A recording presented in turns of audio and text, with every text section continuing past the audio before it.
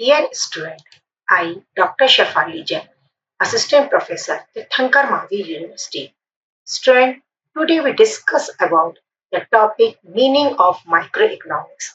Generally, the subject matter of economics is divided into two main branches. They are microeconomics and macroeconomics. The term micro and macro were first used in economics by economist Ragnar Frisch in 1933. These terms were derived from Greek verbs micros and macros, respectively, which refers to the small individual units and large. Dear student, इसमें हमने बताया है कि जो subject matter है economics का, इसको two branches में डिवाइडेड किया गया है, माइक्रो इकोनॉमिक्स और macro economics.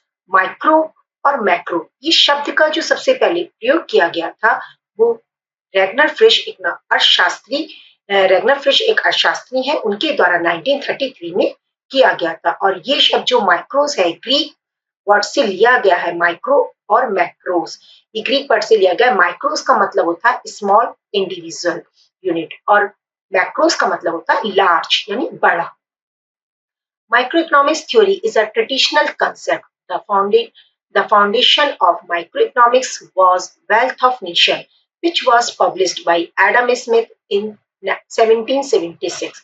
All the economics theories of classical economics were mainly microeconomics is in nature. The famous economists of this period were Adam Smith and his followers, J.V. Say, A.C. Pigou, J.S. Mill, David Ricardo, as well as Alfred Marshall, etc. These economics are the pillar of classes. Micro जो theory है का जो concept है, mainly इसके जो founder हैं वो professor Adam Smith रहे हैं। उन्होंने 1776 में अपनी जो बुक थी वेल्थ ऑफ नेशन में इस इकोनॉमिक्स को द साइंस ऑफ वेल्थ के नाम से इसकी चर्चा की है। साथ में जो और भी बहुत से क्लासिकल इकोनॉमिक्स रहे हैं एडम स्मिथ के साथ ही, जैसे जेवी से, एसी पीकू, जेएस मिल, डेविड रिकार्डो और अल्फ्रेड मार्शल भी रहे हैं। जैसे कि एडम स्मिथ ने इकोनॉमिक्स को वेल्थ ऑफ नेशन में यानी इकोनॉमिक्स में बात की थी कि economics is the science of wealth, लेकिन उसके बाद अल्फ्रेड मार्शल आए थे, उन्होंने इकोनॉमिक्स में वेलफेयर की बात की थी, जिसकी चर्चा हम बाद में करेंगे। The terms micro is derived from the Greek word micros, which refers to small. Thus, microeconomics deals with the analysis of small individual units of the economy, such as individual consumer, individual firms, and small groups of individual units like various industries and market. जैसे कि I have also explained you before that the terms जो micro है इस derive Greek word micro से ली गई है, जिसका अर्थ क्या है स्मॉल यानी छोटा, जिसमें हम छोटे व्यक्तिगत इकाइयों का अध्ययन करते हैं। साथ में इंडिविजुअल कंज्यूमर एक व्यक्तिगत उपभोक्ता का, एक फर्म का, small group of individual units का, एक वेरियस इंडस्ट्रीज का और मार्केट्स का इसकी स्टडी करते हैं। Father of microeconomics. Adam Smith is considered the father of microeconomics, who is also the father of economics. According to Adam Smith's philosophy of free market, there should be minimum government intervention and the taxation in free markets. His idea of an individual hand, which is the tendency of free markets to regulate themselves by means of consumption, supply and demand, and self-interest was popular at that time. यदि हम बात करें जो economics है, economics के जो father कहे जाते हैं वो कहे जाते हैं प्रोफेसर एडम स्मिथ, और professor Adam Smith also consider the father of micro economics. उनके अनुसार वो कहते थे, एडम स्मिथ कहते थे कि अगर मार्केट जो होना चाहिए वो ऑलवेज फ्री होना चाहिए और गवर्नमेंट का इंटरफेयर बिल्कुल भी नहीं होना चाहिए। वो कहते थे मार्केट में इंडिविजुअल हैंड्स के रूप में ऐसी टेंडेंसी काम करती है कि अगर डिमांड और सप्लाई में कुछ भी डिसबैलेंस हो जाता है तो वो खुद ब खुद बैलेंस कर लेती है। Characteristics of microeconomics. Following the basic features of microeconomics. Microeconomics is concerned with the small parts of economy. As I also explained you, microeconomics, which is concerned to the small parts, यानी छोटी छोटी भाग से economy के related है। It it it studies individual firms and consumers. It studies the economy in a disaggregate manner. It study in the particular parts, individual units. ठीक है, ये कभी भी एग्रीगेट मैनर्स की स्टडी नहीं करती है, ये हमेशा इंडिविजुअल कंज्यूमर, ए फर्म, इंडस्ट्री, उसकी स्टडी करती है। Microeconomics assumes the existence of full employment in the total economy. Microeconomics में ऐसा कंसीडर किया जाता है कि किसी भी इकोनॉमी में फुल एम्प्लॉयमेंट ऑल टाइम पाया जाता है। Its objectives are to analyze the process by which scarce resources are allocated among alternative uses. इसका मेनली ऑब्जेक्टिव माइक्रो इकोनॉमिक्स का ये है कि जो स्केयर, क्योंकि जैसे कि जो रिसोर्सेज होती हैं वो ऑलवेज लिमिटेड होती है और जो वांट्स होती हैं, डिजायर्स होती हैं, वो अनलिमिटेड होती है। तो वो स्केयर रिसोर्सेज जो होते हैं वो अल्टरनेटिव यूजेस के होते हैं। जैसे कि सपोज एक लैंड है, एक लैंड में हम चाहे तो वीट की खेती कर सकते हैं, चाहे राइस की खेती कर सकते हैं, चाहे ज्वार की खेती। तो लेकिन वो लैंड जो है वो तो लिमिटेड है, तो हम किसी एक पर्टिकुलर गुड्स को हम उसमें किसी भी एक पर्टिकुलर कॉर्न्स की खेती हम उसमें कर सकते हैं। तो इसीलिए ये हमें जो स्केयर रिसोर्सेज है उनका ऐसे प्रयोग करना है, क्योंकि वो अल्टरनेटिव यूजेस हैं, तो उनका ऐसा प्रयोग करना है कि वो ज्यादा से ज्यादा बेनिफिट्स दे सके, ज्यादा से ज्यादा लोगों की वांट्स को सेटिस्फाई कर सके। Microeconomics analyzes economic phenomena under the ceteris, ceteris paribus assumptions. Therefore, microeconomics is a method of the partial equilibrium analysis. It is important variables are individual prices, demand, supply, income, etc. It is applicable in a capitalist economy where price mechanism plays an important role.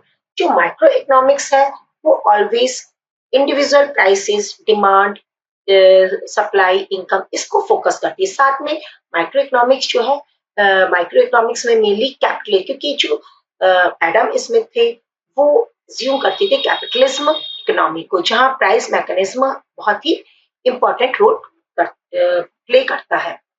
Now, nature of microeconomics. Microeconomics represent the study of how members in a society use available resources to make choices in the marketplace. जैसे कि I have also explain you कि micro economics ये बताता है, मैं अभी अभी मैंने आपको एक्सप्लेन किया था कि जो रिसोर्सेज हैं वो हमारे जो रिसोर्सेज हैं वो स्केयर हैं, लेकिन वो अल्टरनेटिव यूज करते हैं। तो माइक्रो इकोनॉमिक्स में मेनली ये फोकस किया जाता है कि जो अवेलेबल रिसोर्सेज है उनको बेस्ट उनका यूज कैसे किया जाए, उनको इस टाइप से बेस्ट यूजेस उनका किया जाए कि वो ज्यादा से ज्यादा लोगों को सेटिस्फाई कर सके, ज्यादा से ज्यादा डिजायर्स को फुलफिल कर सके। Those choices refers to purchases of goods and services from business providers. As a business, part of your role is to provide the promote production and the demanded by a target market group within the population. In essence, you want to influence the choices of consumers who have limited budgets to spend on various products and services. जो producer होता है उसका ये work होता है, उसका role जो होता है इकोनॉमी में बहुत ही इंपॉर्टेंट रोल होता है। उसको चाहिए वो ऐसी ऐसी प्रोडक्ट पर अपने रिसोर्सेस को लगाए, ताकि लोग बाग, जो कंज्यूमर होता है, क्योंकि उसका बजट लिमिट होता है, तो वो अपने अपने जो बजट है उसको स्पेंड कर सके उन प्रोडक्ट पर, उन सर्विसेज को। तो प्रोड्यूसर का रोल होता है कि वो इस टाइप की प्रोडक्ट को मार्केट में उतारे कि कंज्यूमर उसको पसंद करे और उसको खरीदे। नंबर वन है supply and demand. Supply and demand is one of the most critical concept at the micro economics level. This is the comparison of the level of consumer demand for particular goods to the available supply in the marketplace. In a highly competitive industry in which consumers possess many choices, supply might exceed demand. Over time, this can be cause some businesses to fail. Your, your opportunity to succeed in meeting demand may be higher if you offer and promote a quality product with the desired benefits. Supply and demand play a main important role in the microeconomics. Supply and demand से, क्योंकि एक particular goods की जो available है, यदि उसकी supply market में ज्यादा हो जाती है तो उसकी जो प्राइसेस है वो डाउन हो जाते हैं, और इसी प्रकार अगर डिमांड जो है वो सप्लाई से अधिक हो जाती है तो प्राइसेस अधिक हो जाती हैं। इसी प्रकार जो अगर डिमांड अधिक हो जाती है और प्राइसेस अधिक हो जाते हैं तो प्रोड्यूसर को ज़्यादा प्रॉफिट होने लगता है, और अगर सप्लाई अधिक होती है और डिमांड प्राइसेस कम हो जाते हैं तो प्रोड्यूसर को लॉस होने लगता है, जिससे प्रोड्यूसर बिज़नेस जो है वो फेल भी हो जाता है। तो इसी प्रकार सब मेनली जो प्राइसेस होते हैं वो डिटरमाइंड होते हैं सप्लाई और डिमांड के ज़रिए। Pricing, business pricing strategies correlate strongly with microeconomics factors. These ideals or equilibrium price points exist at the point at which quantity supplied in the market is exactly equal demand. The higher your prices, the lower size of the population who will buy them. However, if you offer lower prices, then the market demand will be high. जैसे कि अभी मैंने कहा prices क्या है, where supply curve and demand curve intersect to each other. There the prices is this is the point of equilibrium. There the prices is fixed. If the supply increase, if the supply increase, अगर supply ज्यादा हो जाती है तो prices down हो जाते हैं, और अगर डिमांड अधिक हो जाती है, डिमांड बहुत ज्यादा अधिक हो जाती है किसी भी गुड्स की, तो प्राइसेस भी उसके बढ़ने लगते हैं। लेकिन अगर प्राइसेस कम अगर प्राइसेस यदि जो प्रोड्यूसर है यदि प्राइसेस कम कर देता है तो उसकी डिमांड बढ़ने लगती है, और अगर क्या कहते हैं, क्योंकि सप्लाई और प्राइसेस में पॉजिटिव रिलेशनशिप पाया जाता है। अगर प्राइसेस हाई होते हैं तो कोई भी प्रोड्यूसर सप्लाई को इंक्रीज करेगा, लेकिन अगर प्राइसेस कम हो जाते हैं तो उसकी डिमांड बढ़ने लगती है। इस प्रकार जो इक्विलिब्रियम है वो इकोनॉमी में सेटअप हो जाता है। जैसे कि सपोज मान लीजिए प्राइसेस बहुत ज्यादा इंक्रीज हो गए तो उसकी डिमांड कम हो जाएगी, और उस समय सप्लाई उसकी अधिक दिखेगी तो प्राइसेस खुद ब खुद डाउन हो जाएंगे, तो फिर इक्विलिब्रियम आ जाएगा। इसी प्रकार अगर प्राइसेस कम हो जाते तो डिमांड इंक्रीज हो जाएगी, तो जो और प्रोड्यूसर है वो उसकी सप्लाई को इंक्रीज करेंगे तो प्राइसेस फिर इक्विलिब्रियम पॉइंट पर आ जाएंगे। इस प्रकार इक्विलिब्रियम पॉइंट जो है वेयर क्वांटिटी डिमांड और सप्लाई एक दूसरे जहाँ पे एक दूसरे पे इक्वल इंटरसेक्ट करती है वहीं पर प्राइसेस फिक्स होते हैं। Research and promotion. Understanding microeconomics help in the effectively researching and promoting products. Research is useful in investigating potential consumer demand and in developing products that best match desired benefits. This benefits you pay for advertising and use other promotional techniques to promote your brand and its benefits. These marketing techniques are critical in achieving competitive advantages over other companies trying to optimize performance as consumers make choices based on their needs and budgets.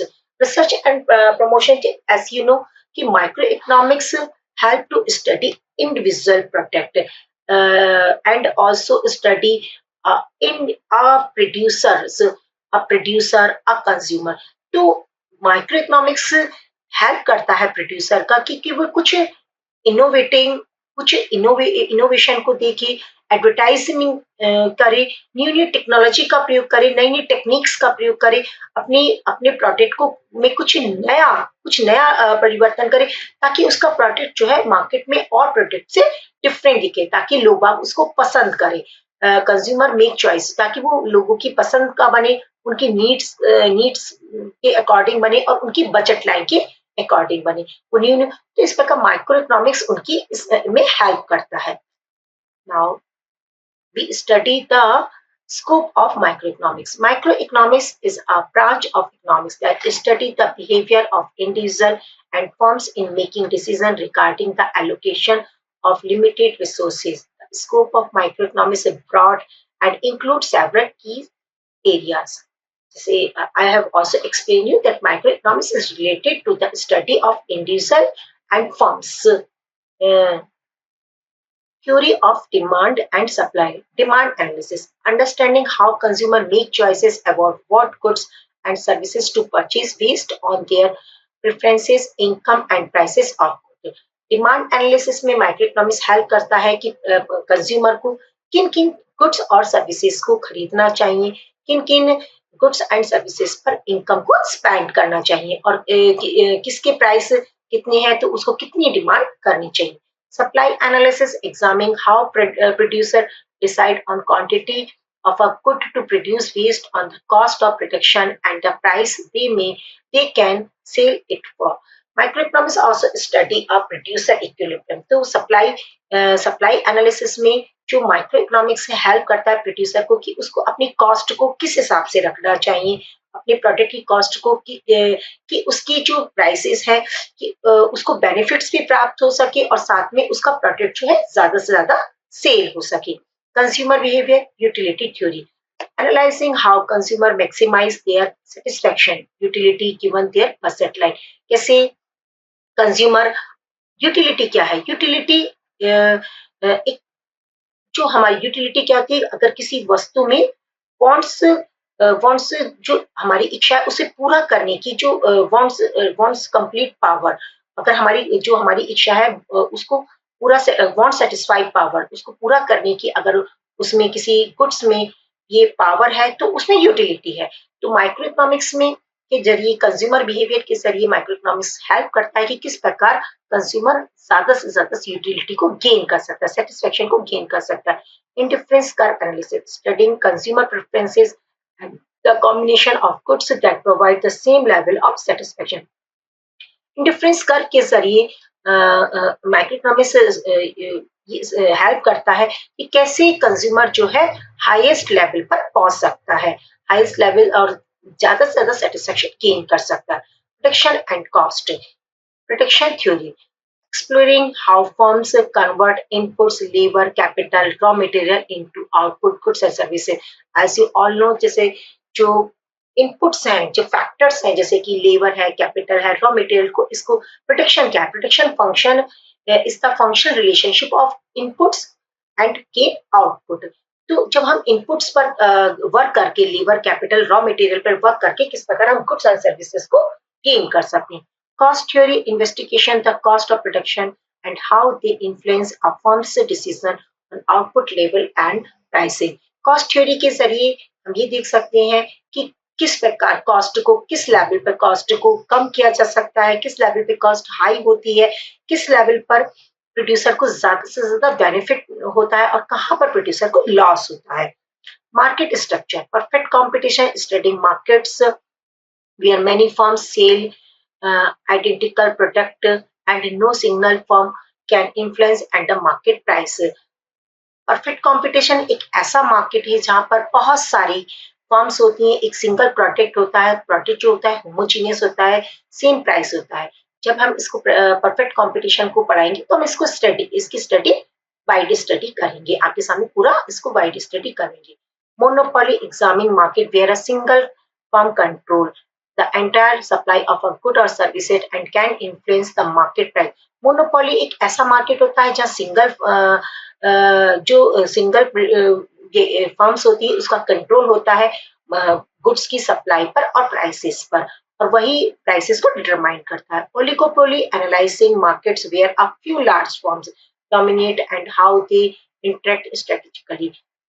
Oligopoly एक ऐसा market होता है जहाँ कुछ ही large firms होती हैं, जैसे Maruti cars वगैरह की जो बहुत बड़ी बड़ी फर्म्स होती हैं वो. Monopolistic competition looking at markets where many firms sell similar but not identical product allowing for some degree of market power. Monopolistic competition वो मार्केट्स होता है जिसमें बहुत सारी फर्म्स होती है सिमिलर प्रोडक्ट रखती है, जैसे कि सोप डिफरेंट ब्रांड के सोप आते हैं, लक्स है, रेक्सोना है, मोती है, तो डिफरेंट लाइफबॉय है, लेकिन उनका प्रोडक्ट सेम होता है लेकिन वो ब्रांड अलग अलग नेम से बिकते हैं. उसके बाद factor markets, labour market understanding how wages are determined and the dynamic between employers and employees. Wages के फैक्टर मार्केट से हम ये डिटरमाइन करेंगे कि वेजेस किस प्रकार डिटरमाइन की जाएंगी. Capital markets, analyzing how capital is allocated, the role of interest rate. Capital markets में हम interest rates के role को देखेंगे. And land market studying the factor influencing the rent and use of land. जैसे कि rent है, rent, differential rent, कॉजी rent, इस सब के बारे में हम लैंड मार्केट की जब फैक्टर्स की स्टडी करेंगे तो उसमें देखेंगे. Welfare economics, efficiency, assisting how resources can be allocated to maximize total social welfare. Welfare economics में हम स्टडी करेंगे कि किस प्रकार रिसोर्सेज को इस प्रकार यूज किया जाए कि वो ज्यादा से ज्यादा बेनिफिट्स, ज्यादा से ज्यादा वेलफेयर सोसाइटी को पहुंचा सके. Equity, evaluating the fairness of the distribution of resources and income. Equity में हम इवेल्यूट करेंगे कि किस प्रकार जो इनकम है उसको रेंट के बीच में, इंटरेस्ट के बीच में, वेजेस के बीच में और प्रॉफिट के बीच में किस प्रकार डिस्ट्रीब्यूट किया जाए कि सभी लोगों को प्रॉफिट गेन, मतलब सभी लोगों को एक इक्वल, मतलब एक अच्छी से इनकम प्राप्त हो सके, सभी स्टैंडर्ड, सबका स्टैंडर्ड हाई हो सके. Public goods and externalities. Public goods, studying goods and non-exploitable and non-revilers and how they are provided and financed. Public goods वो गुड्स होते हैं क्योंकि जैसे कि गॉड गिफ्टेड गुड्स होते हैं और जो सभी के लिए होते हैं, तो उनके बारे में भी हम माइक्रो इकोनॉमिक्स में स्टडी करेंगे. Externalities, analysing the spill over effect of the production of consumption that affect third parties not involved in the transaction and how to address them through policies. Externalities में हम ये देखेंगे कि production और consumption का third parties पर क्या effect पड़ता है और इसके लिए हमें कौन कौन सी पॉलिसीज बनानी चाहिए, किस पॉलिसी से हम इसको एड्रेस कर सकते हैं. Market failure and government intervention, understanding the situation where markets fail to produce efficient outcomes and the role of government in correctly these failures through regulations, taxation and subsidies. यदि किसी कारण, यदि किसी सिचुएशंस में market fail हो जाते हैं तो इसमें गवर्नमेंट्स का क्या रोल होगा, किस प्रकार गवर्नमेंट्स को कैसी पॉलिसीज अपनानी चाहिए, किस प्रकार टैक्सेशन पॉलिसी अपनानी चाहिए, किस प्रकार गवर्नमेंट को सब्सिडीज देनी चाहिए, ये सब हम इसमें स्टडी करेंगे. Opportunity cost, it is the compromises or trades off that the individual and enterprises make accomplish restrained resources such as money, time, land, and capital. For instance, an individual who decide to go to an academy and begin a company may not have enough time or money for both. Opportunity cost means होता है best alternative cost. तो opportunity cost कि कैसे व्यक्ति को किस चीज पर किस वस्तु के लिए या किस प्रकार वो उसे डिसाइड करना चाहिए कि वो कौन सी कंपनी में जाए, कहाँ अपना टाइम और मनी दोनों को स्पेंड करे, कहाँ अपना टाइम स्पेंड करे और कहाँ वो ज्यादा से ज्यादा मनी को गेन कर सके, इनकम को गेन कर सके. Consumer choices, this is to determine how the need, assumptions, and data influence shape the consumer choices. The notion that consumers maximize their anticipated utility to purchases implies that they purchase the things they assume to be most useful to them. Consumer behavior study में हम देखेंगे कि किस प्रकार consumer बहुत सारी चीजों में से बहुत सारी गुड्स, क्योंकि अपने चॉइसेस देता है, प्रायोरिटी देता है अपनी बहुत सारी बॉन्ड्स में से, क्योंकि कोई भी कंज्यूमर अपनी सारी बॉन्ड्स को एक टाइम पे फुलफिल नहीं कर सकता बिकॉज जो रिसोर्सेज हैं वो लिमिटेड है, लेकिन जो बॉन्ड्स हैं, जो डिजायर्स है वो अनलिमिटेड है. तो किस प्रकार वो चॉइसेस करता है कौन सी गुड्स से उसे उसे किस किस गुड्स पर अपनी मनी को, अपनी इनकम को स्पेंड करना चाहिए कि ज्यादा से ज्यादा यूटिलिटी वो गेन कर सके. की बात है. Microeconomics provides a framework for analyzing economic policies, business strategies, and consumer behavior, making it essential for understanding and addressing real-world economics issues. Now, there are some limitations of microeconomics. Microeconomics play a vital role in understanding the functioning of the economy, and it also provides suggestions and guidelines for the formulations of the policy. But the use and significance of microeconomics have some limitations such as Number one, microeconomics only provides importance, techniques, and tools for finding the best solution to a realistic problems. However, it does not offer a ready-made solution to deal with the problem. जो microeconomics है वो हमें techniques के जरिए, tools के जरिए best solution को तो बताता है कि किस प्रकार प्रॉब्लम को सॉल्व किया जाता है, लेकिन ये खुद से कोई रेडीमेड सॉल्यूशन हमें नहीं देता है. Microeconomics doesn't include government intervention in the societal and economic activities. It only assumes the existence of the free market economy. Micro economics जो है इस बात को एज्यूम करता है कि मार्केट हमेशा फ्री मार्केट होना चाहिए और गवर्नमेंट को इसमें कोई भी इंटरफेयर नहीं करना चाहिए. It deals with the economic behaviour and relation of the individual but ignores the aggregate approach. ये इंडिविजुअल यूनिट्स फॉर्म इंडस्ट्री की स्टडी करता है, लेकिन एग्रीगेट्स को अप्रोच को ये इग्नोर करता है. Thus, it only represents a partial analysis of variables and relations in an economic system. Theories that deals with microeconomics are generally given based on the individual approach. जितने भी theories हैं जो microeconomics से related है, वो individual approach पर related है. वो the result may not always be applicable और कुछ जनरल पर लागू नहीं होती है. जैसे कि बहुत सी बातें हैं जो इंडिविजुअल पर तो लागू हो सकती है, लेकिन एग्रीगेट पर अगर लागू करें वो नहीं हो सकती. जैसे कि सपोज सेविंग है, अगर एक इंडिविजुअल व्यक्ति सेविंग करता है तो it is good for the economy, but अगर पूरी इकोनॉमी सेविंग करने लगे तो मैं इकोनॉमी में डिप्रेशन आ जाएगा. तो I think you have to understood what is microeconomics, what is the meaning of microeconomics, what is the nature of microeconomics, what is the scope microeconomics, and what is the limitation microeconomics. Thank you, student.